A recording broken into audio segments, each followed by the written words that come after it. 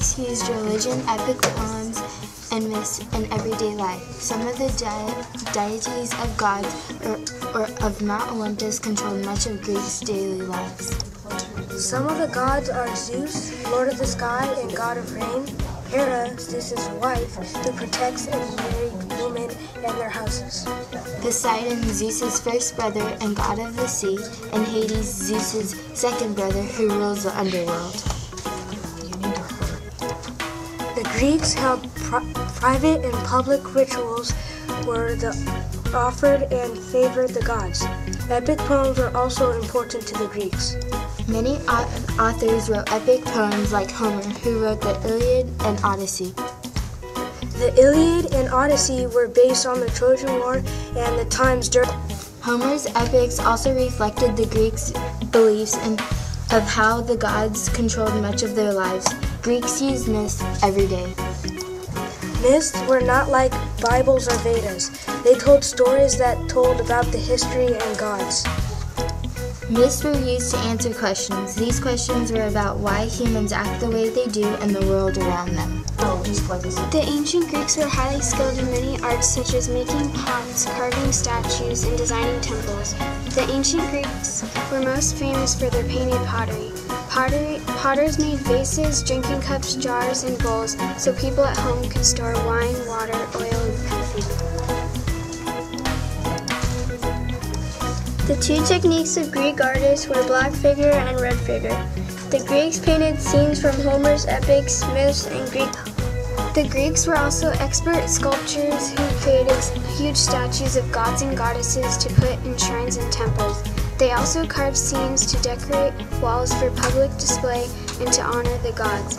The Greeks thought there was nothing with more strength and beauty than the athletic human body. Greek architects were perfectionists, and their most famous building was the Parthenon, mostly made by Aeneas and Callicrates. It was made for Athena 2,440 years ago, and Phidias carved a statue of her into it out of gold and ivory.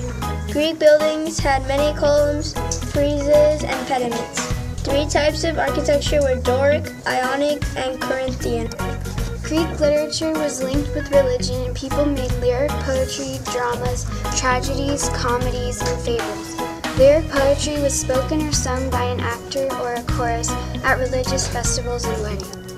Modern plays grew out of Greek dramas where an individual actor played a role of a character. Plays were usually shown at festivals and in theaters. At these events, prizes were awarded for the best actor, best performance, and best chorus.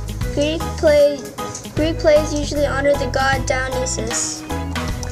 The Greeks created tragedies and comedies that had to do with their city, family, gods, and current events. In addition, the Greeks also created fables, or a story that tells a lesson. The best and most famous fables were called Aesop's fables. A popular fable was The Fox and the Grapes. As you can see, ancient Greeks had many lasting achievements in art and literature. Greek philosophers made many lasting contributions to our way of thinking. They were great thinkers and craved knowledge. Some of their questions were, how do we know what is true, and how can we determine what is real? Their answer was logic and reason. Reason is the power to think in a clear manner, and logic is a system of reason. One great philosopher was Socrates. His method is still used today. It was asking many questions to make people think. He also challenged accepted beliefs and encouraged people to try new ideas. The rulers and officials did not like his ideas, and he was killed when they made him drink poison. Thucydides was a Greek historian. He went to battle sites and interviewed the people that were there when it happened, hoping to find accurate history records. Another Greek philosopher was Thales of Miletus. He began the scientific study of nature. He also asked questions like, what are all things made of? His answer was water, but he was wrong. He also asked, how big is the Earth, what is its shape, and what holds it in space? Today's scientists know that the Earth is circular and it is held up by gravity.